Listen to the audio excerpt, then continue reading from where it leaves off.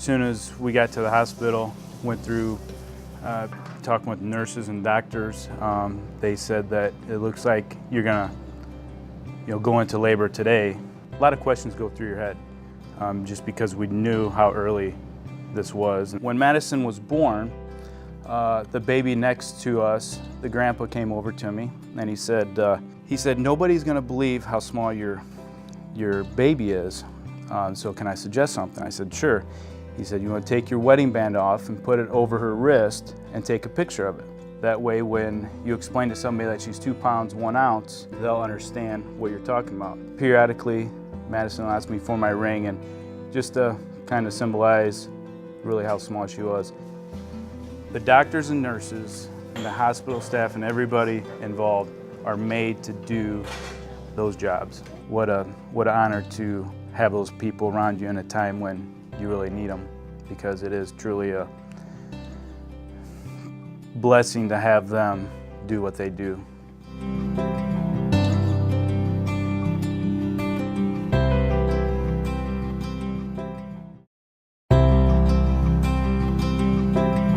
a tractor. I'm a farmer. No! Give it back. I have had his leg x-rayed and checked and many times, because he always had like an ache in his leg, and it got to the point where he wouldn't even walk on it. So I just went for a wellness check for both of the boys, and I had changed doctors, and she had found his swollen lymph nodes. So they then did blood work, and they found that he had a low blood count.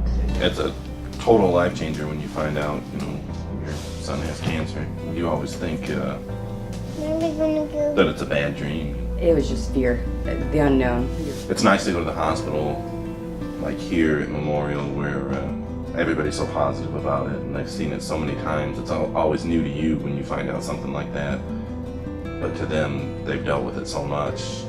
They know the protocol for it and how they're going to treat it. They've already got a game plan together. They gave us strength. They all love every one of them kids. Like they pour their whole selves into what they do. So I'm very thankful that we are here.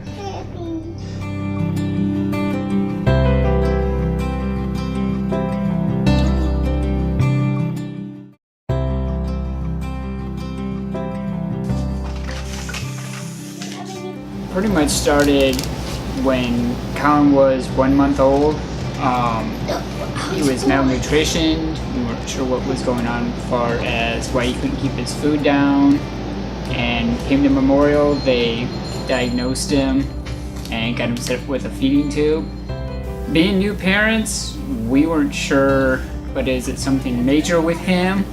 Or is this kind of natural for newborns to spit up this much? And once you kind of get that first question asked, it just gets easier, because you see how the doctors and nurses respond, and they're just not looking at a diagnosis, they're looking at a child. I wish I had his strength at times. I mean, the things that he went through when he was an infant, I wouldn't wish on anybody, but he just took it one day at a time, and there was times I wish I could just have his strength and his courage to get through my tough days.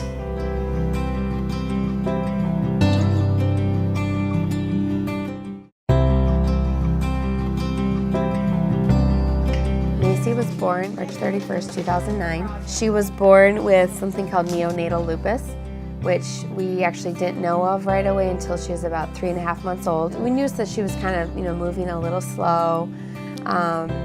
And some people had kind of started mentioning things, the way that her bottom legs and stuff were moving. It was about 8 months that we finally took her in, and she was diagnosed with spastic diplegia cerebral palsy. Basically, it's just the legs that are not, they don't have the high functioning that many other people do. It was tough at first. We weren't familiar with cerebral palsy, definitely a new thing in our family. We started with the therapy, with rehab here. We've been coming here for quite a few years. Macy's phrase is, "I've got this." There's been a lot of times when she's fallen or she's stumbled, and so she'll get up and say, "It's okay, Mom, I've got this." It's been really neat. It is. It's an extended family. We're very, very grateful for this place, for this rehab. I don't know where else we'd be without it.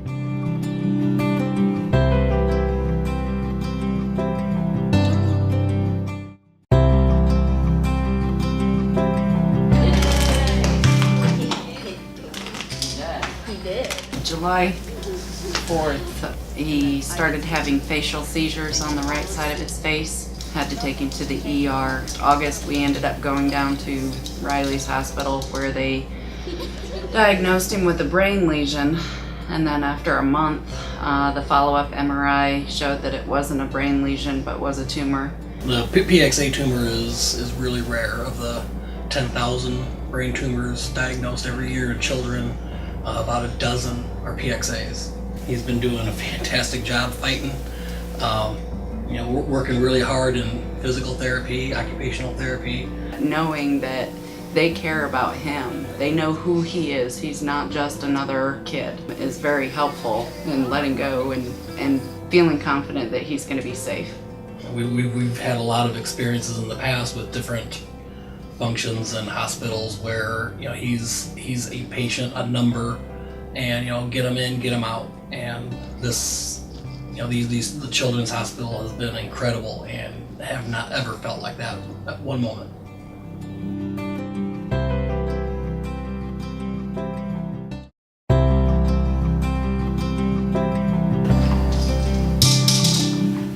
I just started feeling pain all in under my belly and stuff. It hurted so bad. And I just started crying. I took her to her doctor and they took the test, and that's when they realized that she had the sickle cell disease, so that's when they brought her. I had to bring her up here. So she's been coming here since she was 6 months. They gave me a pamphlet and they actually sat down and explained every little bit to me. It was hard at first, but her spirit became very bright. She was like, I'm gonna still do this, I'm gonna still do that. Oh, it's pretty good now. It's pretty good. They got her on different meds, and she hasn't had a pain crisis in a while. She hasn't been admitted to the hospital like 2 or 3 years, so they really do their job. They really do. They are so wonderful. You just like family, and you were like, wow. It's like, yeah, they care for her just as much as I care for her. So I thank them from the bottom of my heart, because you can get some doctors, they just do their work. But you get her doctors, they, Americans, how you been doing? And, things like that, and she smiling, so happy to see them. When she comes to the doctor, she's not scared. She comes to see them. She comes to see her friends, her family, So I thank them very much.